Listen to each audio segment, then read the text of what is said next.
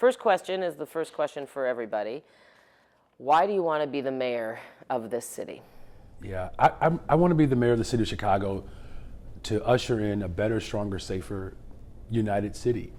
You know, I started off as a public school teacher, teaching in Cabrini Green, which really captures the essence of the city of Chicago, because my students could see one of the wealthiest neighborhoods from their back windows, could practically touch it, but out of their front windows, bulldozers staring them down to destroy their public housing.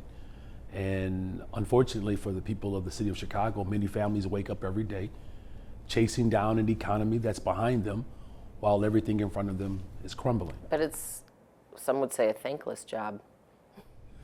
Well, I mean, look, I come from a very large family, and you know, being collaborative and understanding that we are only as strong as the person who is struggling the most, that's what it's about. The thank you comes in when we actually can build a real, equitable, just, safe society. And that's all the gratitude I will need to know that there are families in the city of Chicago like mine who can live in a thriving, safe community. Public safety and crime are arguably the top issues in this campaign and top of mind for, I would argue, the majority of Chicagoans right now. You talk about charting a new public safety strategy. Does that include hiring more police officers?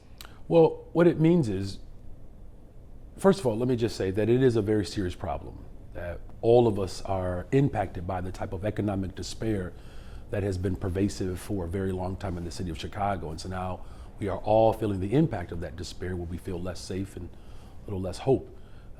You know, for me, you know, my wife and I, we're raising our family on the west side of Chicago in Austin. It's a beautiful community, but the Austin neighborhood is one of the most violent neighborhoods in the entire city of Chicago.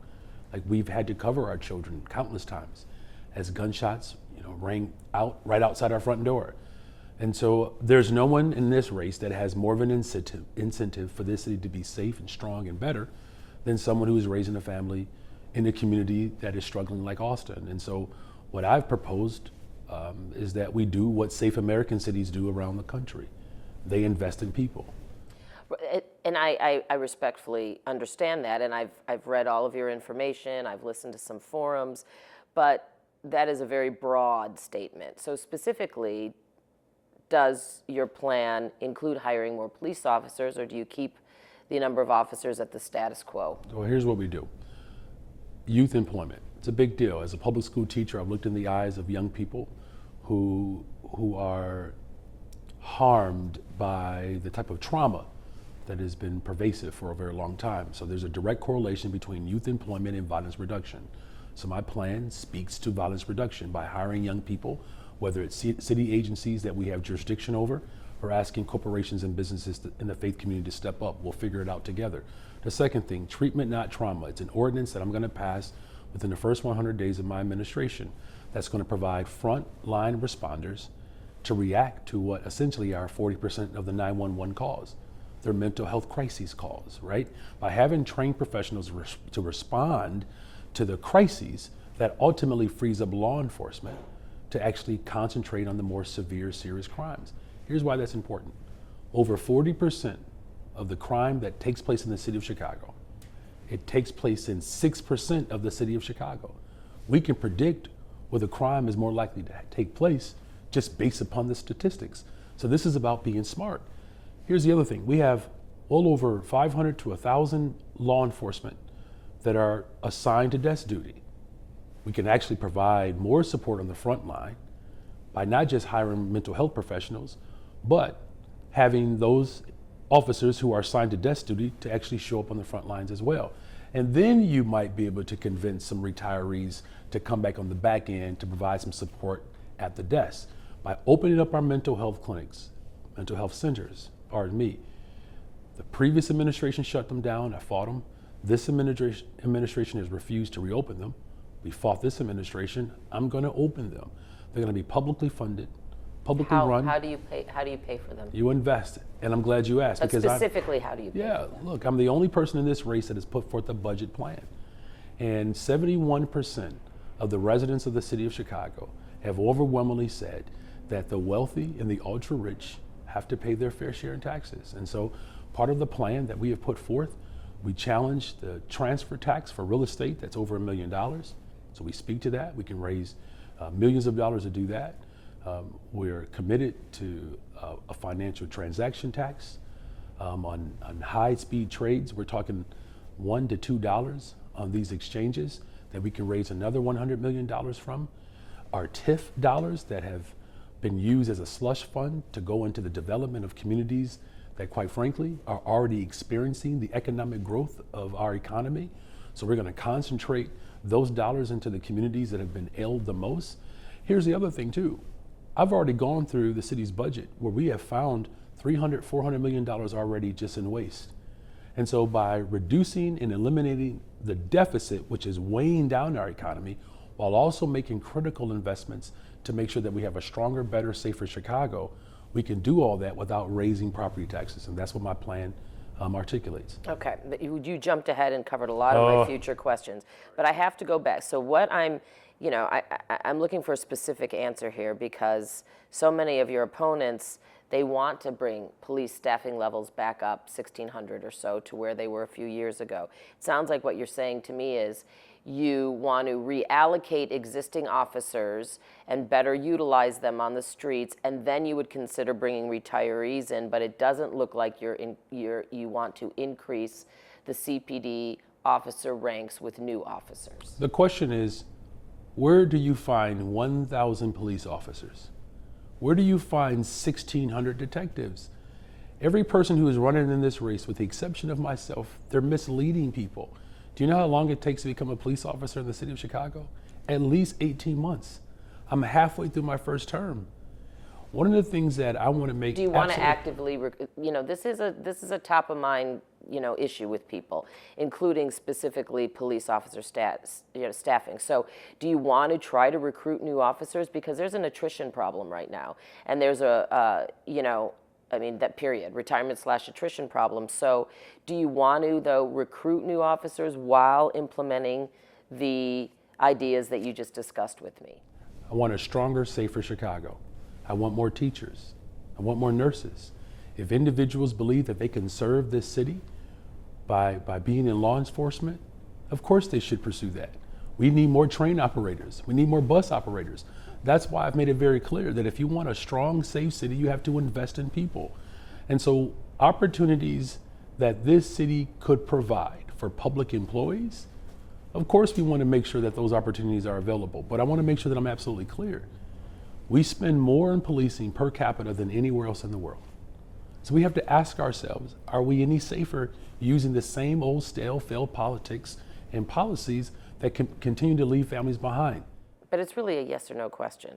Do you want to actively recruit new police officers or take the existing ranks right now, reallocate, possibly bring in some retirees, and then reset the department, if you will? Or do you want to actively recruit new officers? We need more teachers. We need more nurses. We need more bus operators. We need more train operators. So on that list of public employees, Also police includes law officers would enforcement. be way more at the bottom. No, that's not what I'm saying. Well, you're not answering my question. How so? Do you want to actively recruit more police officers, or are your priorities elsewhere when it comes to public service The question employees? is, how do we keep our communities safer? That's the question. That's the question that people are asking.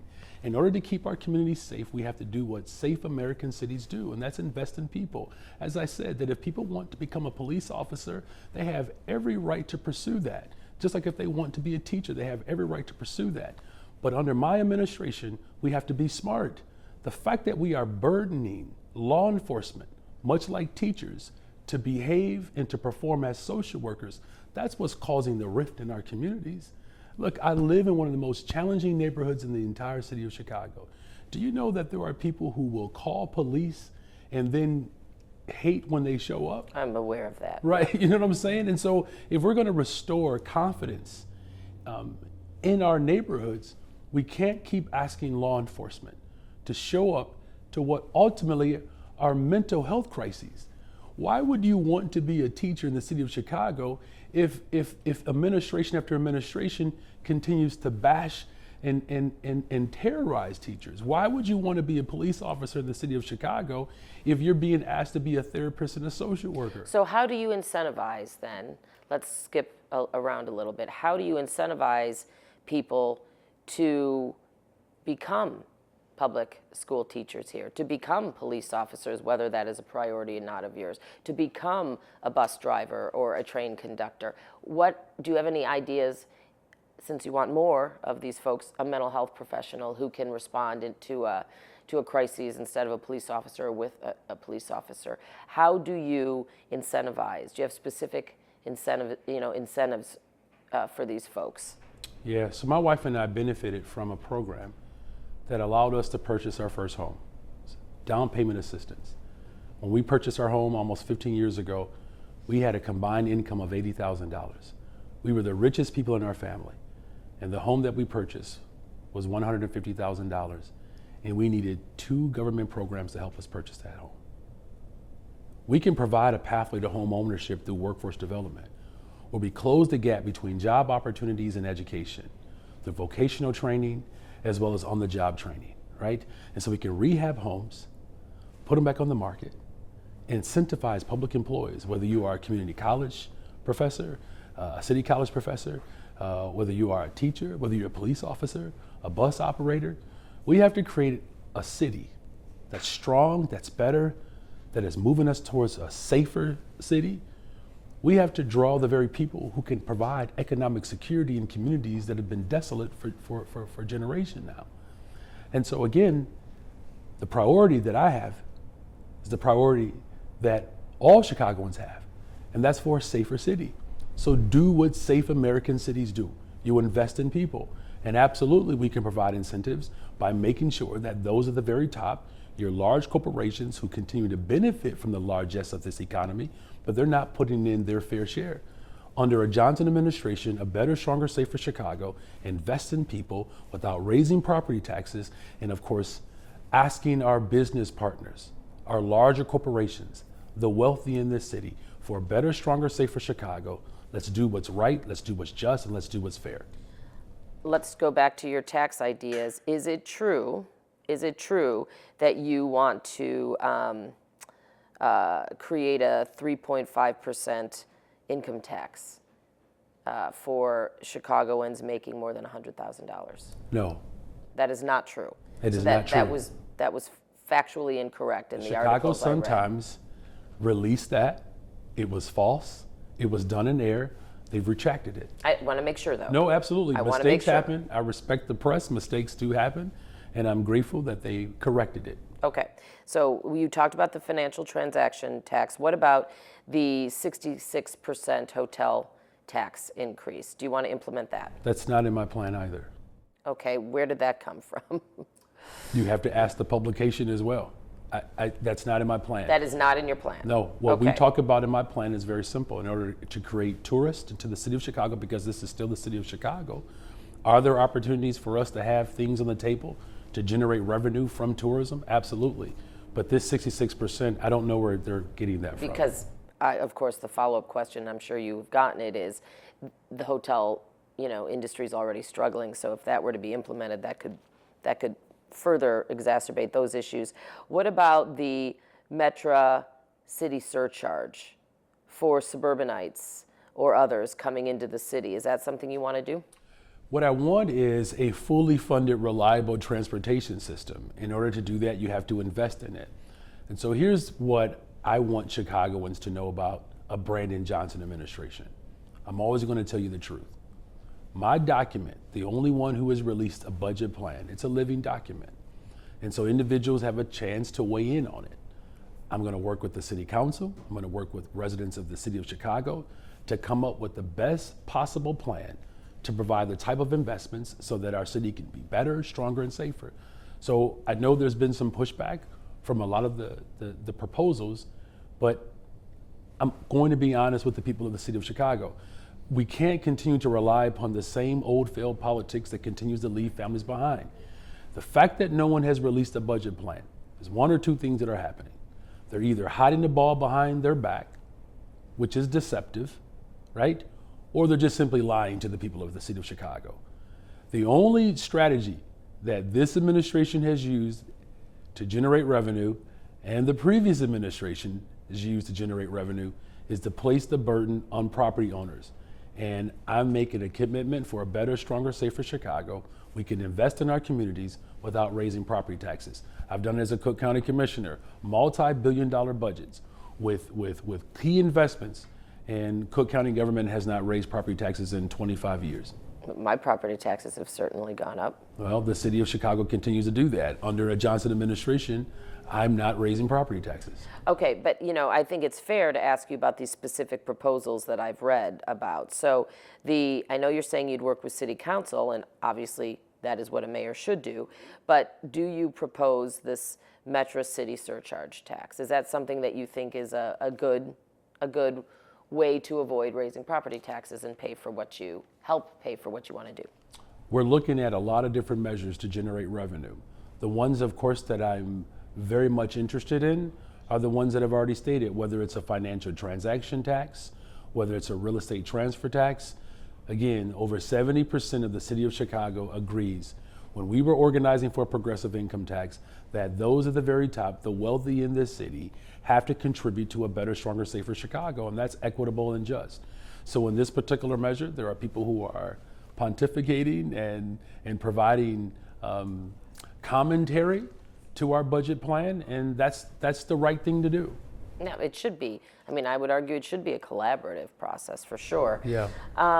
What about, and understand, that this may not be everyone in every community, but there are a lot of Chicagoans right now who feel they're being taxed and feed, FEE''D, right out of the city. Yep. That it is becoming untenable in that regard. Yep. Across the socioeconomic That's right. line. So are you concerned that your plan could further exacerbate that? No. And no, you're not concerned about that. No, because the people of Chicago believe that in order to have a better, stronger, safer Chicago, we have to invest in people. The residents of Chicago, remember when we were organizing for the progressive income tax, in which Mayor Lori Lightfoot said that it was wrong to tax those with means. She said it was unfair.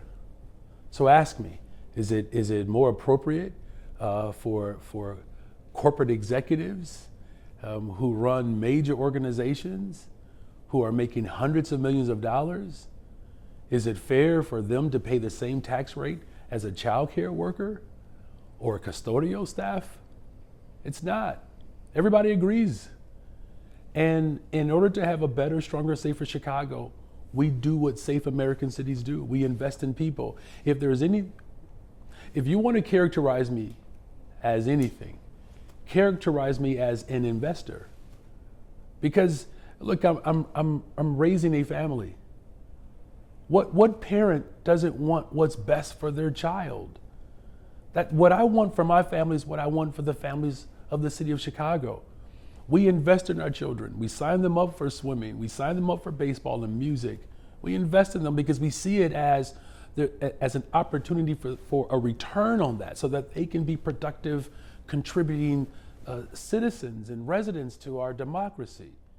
Why would I not do that as the mayor of the city of Chicago? Are you concerned adding any sort of taxes, though, would further drive businesses out of the city or residents out of the city, thereby making it almost a regressive tax? No. Corporations have said it themselves. You know what corporations are concerned about in big business? Tax breaks? Safety. No, they're documented. They're saying the reason why they're struggling to set up shop in the city of Chicago is the same struggle that families have, that it's not safe, right? And so how do you fix that? You invest in youth employment. You pass treatment, not trauma, right? What exactly is treatment, not trauma? So it's a 24-hour. What's the ordinance? It's an ordinance, correct? It's an ordinance, 33rd Ward alderperson. Rosana Rodriguez is the chief sponsor. This has been done around the country, where the 911 calls that come through to the city of Chicago, almost 40% of them are mental health crises. So in other words, when there's a mental health crisis, law enforcement is showing up on scenes without. Understood. And I know Right. there's a pilot program underway right now addressing that, where there would be a social worker or a mental health clinician that goes to this call with an officer. I know all that. But what exactly is this ordinance stating? What would it do? That it institutionalizes it. Why are we piloting something that we already know is going to work? Okay, so then, and it would be expanded citywide. Absolutely. And you have the money to pay for that. So this is what we're talking about, right? Yes, it It's is. the investments, yes. Through cost savings, we've already located $150 million in this bloated budget because the administrative worker ratio does not align with the national averages. The national average for administrator and worker is 10-1. We're bloated. We save $150 million there. We actually save another $20 million by just simply having upgraded technology to be able to streamline process and paperwork throughout the city of Chicago. Collaborating with Cook County government on its health care, including mental health care. That collaboration going into it jointly will save millions of dollars. Our TIFs that really should be designed to invest in neighborhoods because that was the original intent in the first place. We've already found $300 million just in cost savings by simply cutting and auditing this particular budget. When I'm mayor of the city of Chicago, we're going to give a complete diagnostic to find more savings there. So between making the government more efficient, while also challenging those at the very top, the ultra rich, these larger corporations who are benefiting from the tax base of this city, by investing in communities without raising property taxes to build a better, stronger, safer Chicago, that's how we unite this city. You, at least in your website, you mentioned free public transit. Who would be eligible for that, and how the heck would you pay for that? Yeah. So again, my investment in the city of Chicago is ultimately geared towards creating a safer Chicago. But who would actually be eligible for free public transit? So I just want to make sure I answer the first question. Again, between the jet fuel, between the transaction tax, between the head tax, these are taxes that those at the very top can afford. That's You who's did gonna say pay head for it. tax, so I you did. do want a head tax, a metro Yes. head tax, or a head tax. employee head tax? An employee head tax. It was around for 40 years. And you know what? Corporations. They got rid of it for a reason. The city got rid of it for a reason. Because the paperwork. Not because companies didn't want it. They were struggling with the paperwork. I'm a teacher, I can help with that. We can have quarterly reporting. Look, I didn't always want to do lesson plans either. These are things that we can fix. This has been around for 40 plus years. And here's the thing. And what specifically is the head tax? What would the percentage be, or the actual dollar amount be per? Could be $1 to $4 per head. Here's what I'm also willing to do, because I'm a collaborator. Let's negotiate. There are neighborhoods like Garfield Park. It's been described as a developing nation because the violence and poverty per capita mirrors that of a developing nation in a so-called world-class city. What I would say to corporations, hire from those communities and we'll provide an incentive on that hire. Maybe there's less to pay on that particular head. So you can solve the public safety challenge by not just generating revenue, but hiring from our communities that places more people within the tax base so that we can continue to generate the revenue to have public transportation be free, particularly for students, right? Why Would you do that by like zones, for instance, as an idea? If you, let's say, hire from a certain zone, it would be this much per head. If you hire from another zone, it would be this. I mean, how would you implement that? I mean, it sounds like you have a really good idea, right? Well, No, I'm that's just going ultimately off of what I'm you saying. just No, said. that's what I'm saying. I think you're analyzing it or synthesizing it accurately. That neighborhoods like Garfield Park is a neighborhood in which we can incentivize hiring from corporations. Check this out. There are 30,000 manufacturing vacancies right now. Most of them, the vast majority of them, are in the city of Chicago. So between closing the education gap between job opportunities by providing skilled training opportunities, vocational training in our schools, there are positions that are available now. We can start children and young people on the pathway to CDLs so that as they turn 18 and then 21, they can operate some of the machinery and the equipment that we're going to need to continue to move our economy. What I'm saying is that the spirit in which I embody is the spirit of someone who's compassionate, collaborative, and competent. What we're describing here is an opportunity for Chicago to be better, stronger, and safer by making investments. That's what people want. Look, I represent a very dynamic district. I represent the city of Chicago and suburban Cook County. Oak Park is one of those places that I represent. They have 3 public libraries that are open till 9 o'clock at night, 2 school districts, the Blue Line, the Green Line, their own public health department. You know why their community is safe? Because they believe in investing in people. So, believe it or not, I actually have this type of discussion a lot with people I'm close to. And I hear you. And the idea of investing certainly is a sound one, but that takes time. And that investment, even if you make it right away, it is going to take time for those investments to come to fruition. Years, maybe even in some cases, half a generation or a generation. So what do you do right now to make, let me go back to public safety, to make Chicago safer right now while these investments you discuss are taking effect? Youth employment, we can start that this summer. By the time I'm sworn in May, our process to stand up a youth employment opportunity with sister agencies that the city of Chicago has jurisdiction over, with corporations who have a vested interest in a safer Chicago, we ask everyone to put some skin in the game. Isn't it worth it? Isn't it worth it? Yes. I've said repeatedly, no one has more of an incentive for the city to be stronger and safer than someone who's raising a family in one of the toughest neighborhoods in the school, in the entire city. Look, just around the corner from our home, Michelle Clark High School, there are a number of students who have been murdered. Benito Juarez. My son is a student at Kenwood Academy, 3rd week into the school year. One of the students leaves out for lunch and is murdered over lunch. This is a matter of life and death. Absolutely, we can do it immediately. You know, the number of policies that the previous administration enacted, let's just start with Rahm Emanuel.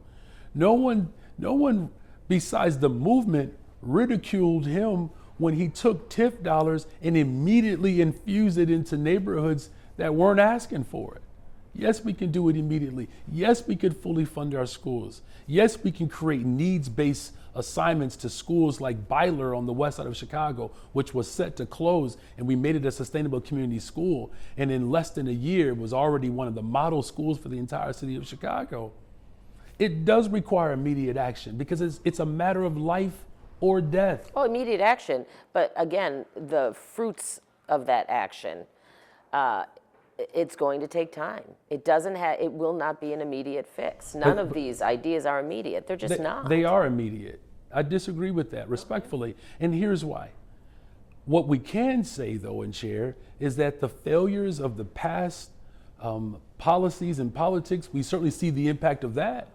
The disinvestment in our neighborhood schools, they immediately shut down mental health centers. They immediately closed schools. So you mean to tell me we can immediately shut schools down, we can immediately shut down mental health centers, but we cannot immediately invest in our schools, in our young people? I'm saying you can do that, but I'm saying the results that you're discussing, they are going to take time to take root and be felt across the city. I think that is a fair assessment of that. That it won't be jobs, hiring people right away, kids right away, that would be immediate. But beyond that, creating that sort of generational change, I think will take time.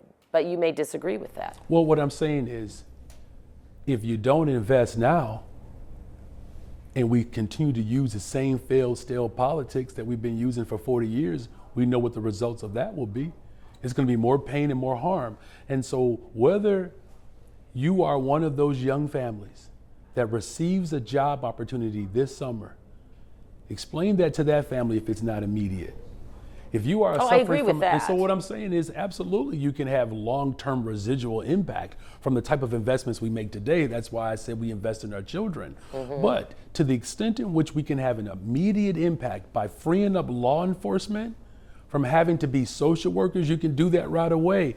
The fact that we have over 40% of the violent crime that takes place in the city, it happens in 6% of the entire city. We can immediately deploy smart policing strategies to deal with that. That is immediate. Real quick, because we're running out of time. Superintendent Brown, I've asked every candidate this, would you replace Superintendent Brown? I think Superintendent Brown, I think it's difficult for someone to manage the city of Chicago when you don't have full context. And so it's not just simply about replacing him, it's more about what type of policing force does the city of Chicago require?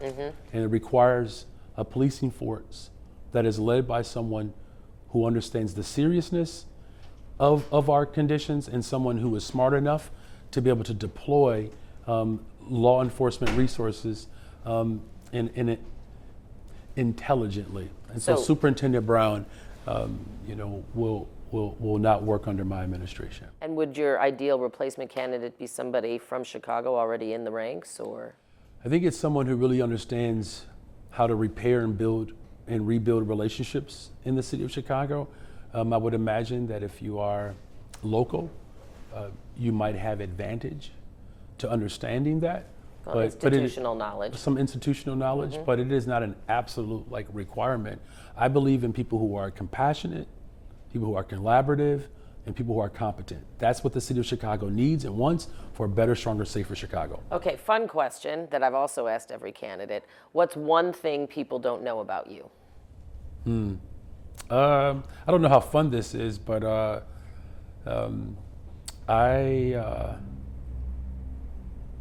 play the drums, and I am 65-70% plant-based. So no pork, no beef. I'm limited to fish and mostly turkey. These are two things. See, that's very interesting. You think so? I do. I found out Cam Buckner was a dancer for 8 years. I learned all kinds of crazy stuff by that question. Yeah. Well, I would love to perform on Broadway one day. Yeah, you and me both. Old Man River, Showboat. Beautiful. You can play your own, the drums. It's kind of, there's no instruments, I don't think, in that one. Okay, let me see. We've talked a lot. Let me see where we're at, because then my last question. We're almost done. Oh, actually, we probably are done. Okay. So let me, real quick, because for some reason my Fitbit stopped. The Affordable Requirements Ordinance, what exactly is that? So it's an ordinance that places some guidelines on affordable units. By expanding that opens up opportunities for development to have more affordable units. Right now, there's just not enough affordable housing units. So a pathway to home ownership. My plan, of course, also includes public housing. We have to have public housing, but affordable housing units, we have to expand our definition of how development in the city of Chicago includes more units. Okay. It's becoming increasingly more and more unaffordable to live in the city of Chicago. Okay, got it. And then lastly, and I think I might have kept you a little longer, so I'm sorry about that. I don't know what happened. Will I be safer if you're the mayor of Chicago? With real investments in the city of Chicago, as safe American cities do all over this country, the best way to have a safe city is to invest in people. I'm going to invest in people.